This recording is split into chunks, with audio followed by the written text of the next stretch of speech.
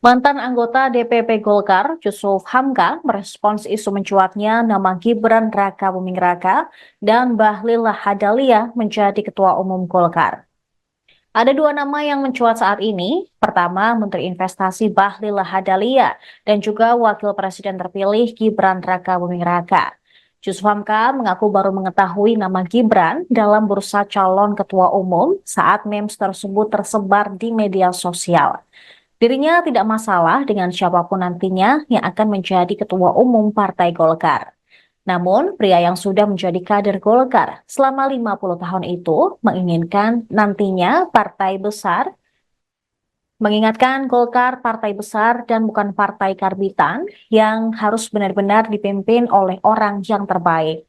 Ketika ditanya apakah Gibran yang menjadi kandidat kuat menggantikan Airlangga, dia meminta bertanya langsung kepada elit Golkar.